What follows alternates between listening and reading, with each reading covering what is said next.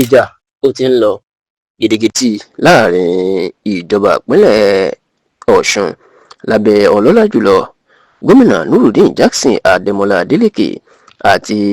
àjọba àpapọ̀ lábẹ́ ààrẹ ọlọ́lá jùlọ ààrẹ Bọ́lá Ahmed Tinubu lórí owó oṣù àwọn òṣìṣẹ́ ìjọba ìbílẹ̀ tí wọn ò rí san ní ìpínlẹ̀ Ọ̀ṣun mọ́ tí ààrẹ Bọ́lá Ahmed Tinubu àti ìjọba ẹ̀ táwọn náà sì tún ti gbẹ́sẹ̀ lé ìyún owó oṣù tó tọ́ sí àwọn ìjọba ìbílẹ̀ ìyún local government monthly allocation tí wọ́n ti gbẹ́sẹ̀ lé láti nǹkan bí oṣù 6 sí 7 sẹ́yìn. ẹ rántí wípé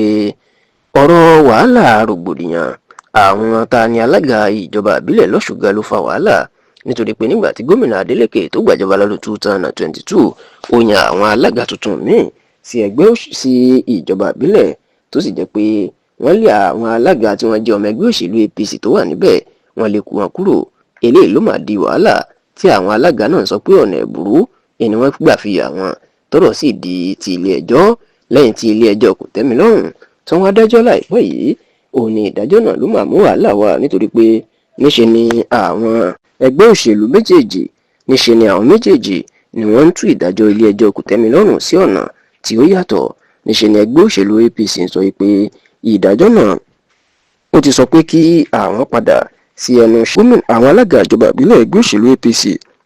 tí wọ́n rọ̀ lóyè ká padà sí ẹnu iṣẹ́ wọn. bẹ́ẹ̀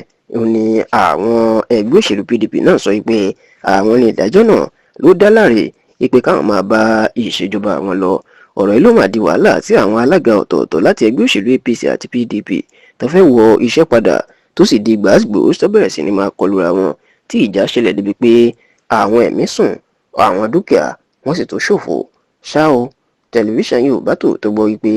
nítorí rògbòdìyàn yìí tó kó ìbẹ̀rùbojo bá àwọn ará ìpínlẹ̀ Ọ̀ṣun tí gbogbo àwọn ìjọba ìbílẹ̀ náà tí wọ́n ní fọ̀kànbalẹ̀ ohun gan ni ló máa jẹ́